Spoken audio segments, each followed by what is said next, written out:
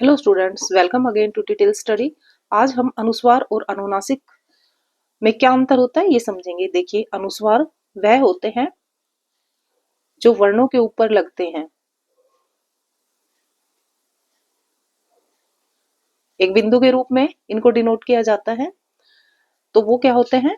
अनुस्वार होते हैं। ये वर्णों के ऊपर लगते हैं। दूसरा, अनुस्वार बोलते समय इनकी ध्वनि या उच्चारण करते समय इनकी ध्वनि नाक से निकलती है।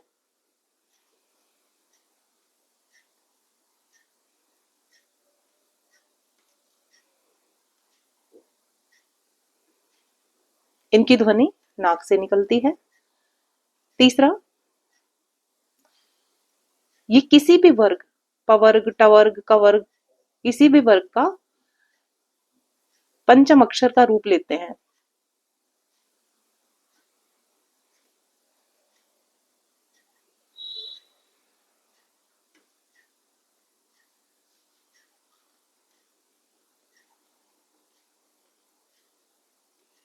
देखिए, जैसे कि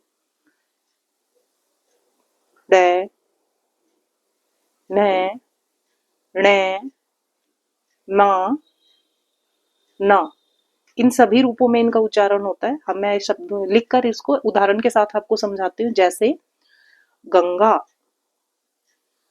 तो यहां पर इसका उच्चारण न के रूप में हुआ है। घंटा, इसमें इस रूप में हुआ है। इसको ऐसे भी लिखते हैं कभी कभी, घंटा आधा न। लंबा, इसे हम कभी कभी ऐसे भी लिखते हैं, लंबा।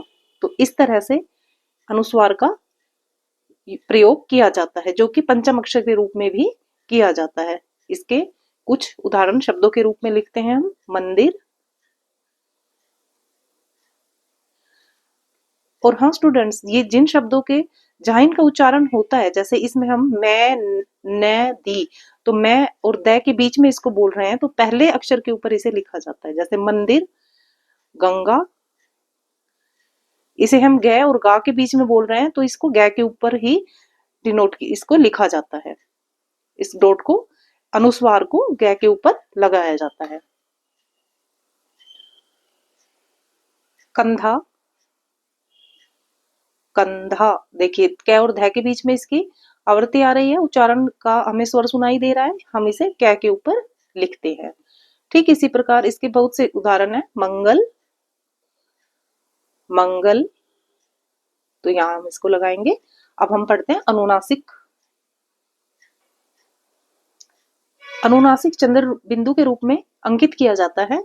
सबसे पहले अनुनासिक बोलते समय इसका उच्चारण जो होता है, उस समय ध्वनि नाक और मुख दोनों से निकलती है।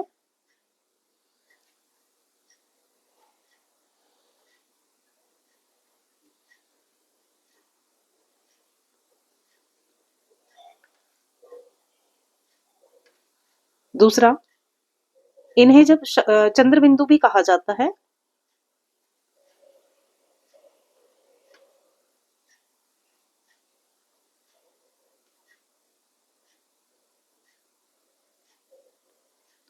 तीसरा,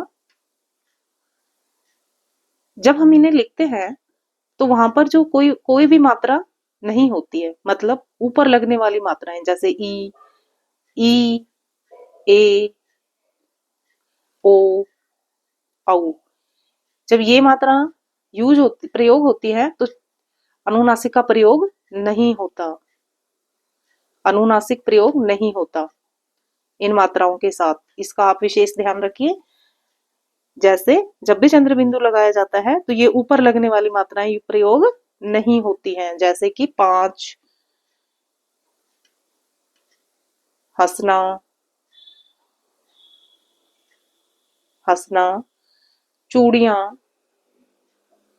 चूड़ियां, तो देखिए यहां पर लगेगा, लेकिन यह के ऊपर कोई मात्रा ऊपर लगने वाली नहीं है, जो ई, ए और औ में लगती है। तो इस तरह से हम इसको लिखते हैं। आई होप आपको इनका अंतर समझ आया होगा, अनुस्वार और अनुनासिक का। चलिए मिलते हैं किसी ऐसी ज्ञानवर्धक वीडियो में। Bye bye students.